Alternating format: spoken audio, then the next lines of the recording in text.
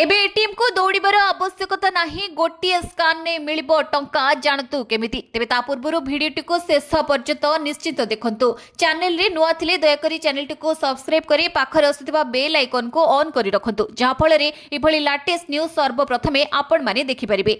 Smartphone रु टंका उठाइबा आहुरी सहज करबा पई national payment corporation of India बड़ प्रस्तुति करूछि। सूचना अनुसार खूब शीघ्र भारत रे लोक माने 20 लाख रु अधिक बिजनेस कॉरेस्पोंडेंट आउटलेट रे यूनिफाइड पेमेंट इंटरफेस माध्यम रे टंका उठाई परिबे। अधिकरु अधिक लोकन को एही सुविधार लाभ प्रदान करिबा पई एनपीसीआई अनुमोदन पई भारतीय रिजर्व बैंक सहित जोगाजोग करितबा जणा पड़िछि। वर्तमान यूपीआई आधारित टंका उठाणर सुविधा केवल किछि निर्दिष्ट एटीएम किबा किछि दुकान रे उपलब्ध।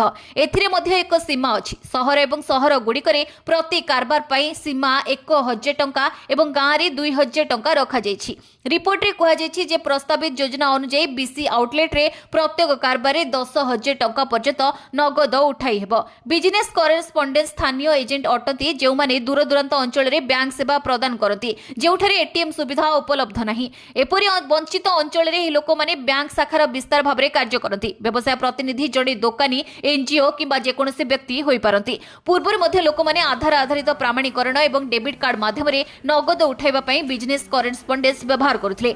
एबे जदि यूपीआई आधारित क्यूआर कोड कार्यकारी हुए तेबे ग्राहक माने समानक फोन ने जेकोनोसी यूपीआई ऐप व्यवहार करी कोड स्कान करी नगद टंका उठाई परिबे। एहा अधीन रे लक्ष लक्ष छोट सेवा पॉइंट किबा दोकानी को क्यूआर कोड दिया जिवो। एथिपई एनपीसीआई रिजर्व बैंक थारु अनुमति मागिछि जे यूपीआई माध्यम रे नगद उठाणर सुविधा बिजनेस कॉरेस्पोंडेंस मानको मध्य दिया जिवो।